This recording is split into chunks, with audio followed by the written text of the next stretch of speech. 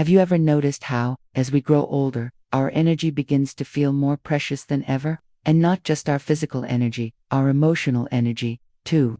We spend decades giving, forgiving, making space for people who don't always deserve it. Somewhere along the line, we were taught that being kind means always saying yes, even when our heart quietly pleads no.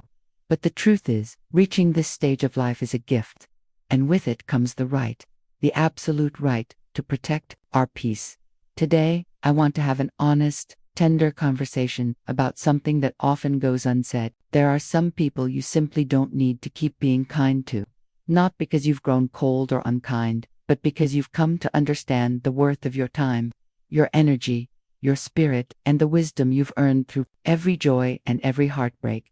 Let's begin with a familiar presence, the one who always takes, the kind. They never reach out just to connect. Their calls come with a need, a favor, a request.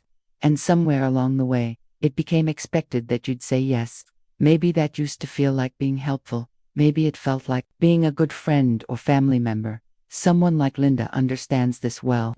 At 70, living in a quiet Portland neighborhood, she was the one everyone turned to. Babysitter, plant waterer, last-minute rescuer, always available. But when she was sick with the flu for weeks, no one noticed.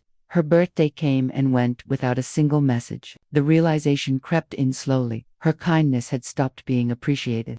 It had started being assumed. You are not here to be convenient. You are not a service. You are a whole, living, breathing soul with stories, dreams, limits, and a heart that deserves reciprocity. Relationships should give as much as they take. And if you find yourself constantly pouring from a well that no one helps fill, it's okay. No, it's necessary to stop. You don't need to explain your boundaries. Saying no isn't selfish, it's sacred. Then there are those who don't ask much, but whose words leave little bruises. They don't yell, they don't insult, but there's always a little dig, a sideways glance, a subtle remark about your choices, your appearance, your joy. At first, it's easy to laugh off. That's just how they are, you tell yourself. Walter knows that story well. At 81, he still visits his cousin every Sunday.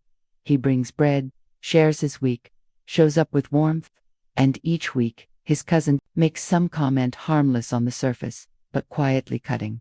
After a while, Walter started holding back. The joy he used to feel was replaced by a quiet anxiety. He didn't want to be judged again. You don't owe anyone your silence in the face of subtle cruelty. You've come too far to feel small in your own skin. You deserve to feel safe, to feel celebrated, to feel seen without judgment.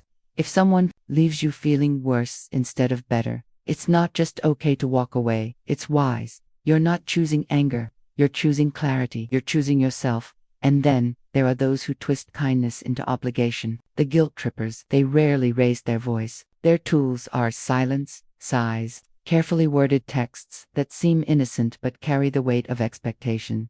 Eleanor, a vibrant 78-year-old in San Diego, was all heart. She loved her family deeply and showed it often. But the one time she said no, gently, politely, because she had her own plans, the reply came, "I guess I thought family would be there for each other." No rage, just enough guilt to make her feel selfish. This is what guilt trippers rely on. That tender part of you that wants to do right, to be good, to be loved. But guilt is not love. Guilt is not loyalty. Your empathy is not a weakness to be manipulated. If someone only treats you with warmth when you say yes, that is not love, that is control.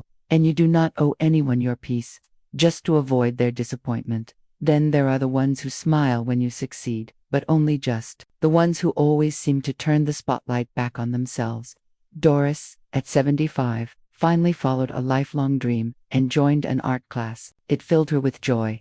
Then an old friend joined, and suddenly there were comments. Little ones, bold colors, very you, or carefree, even if not perfect technique. Soon, Doris started holding back, not because she didn't love painting, but because she no longer felt safe showing up fully. Some people wear the mask of friendship, but carry the spirit of competition. They don't celebrate, they compare.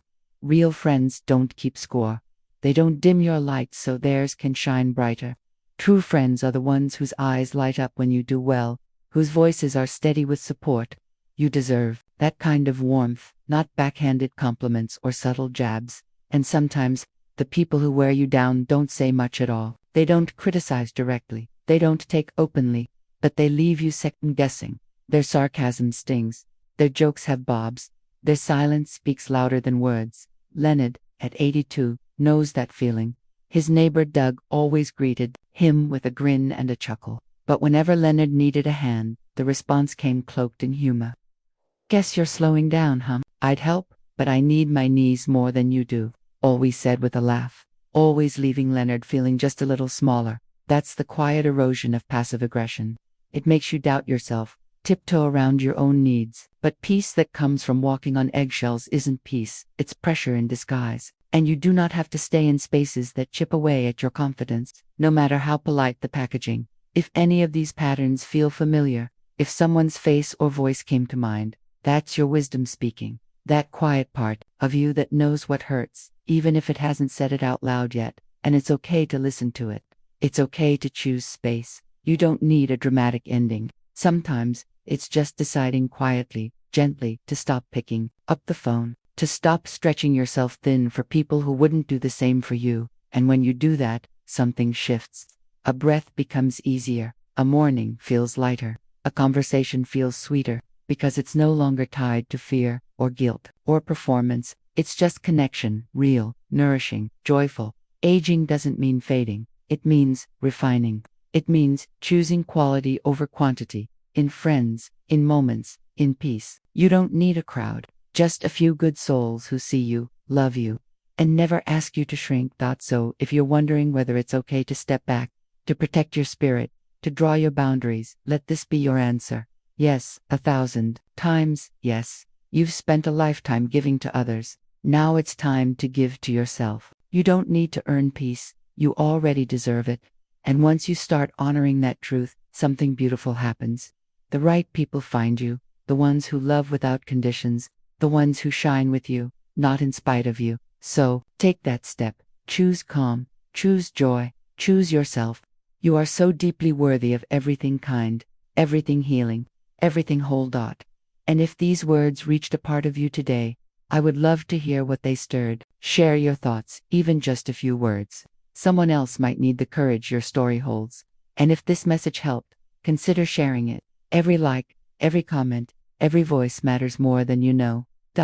Thank you for being here. Thank you for being you. Keep choosing yourself, again and again. Until next time, take care, and keep shining.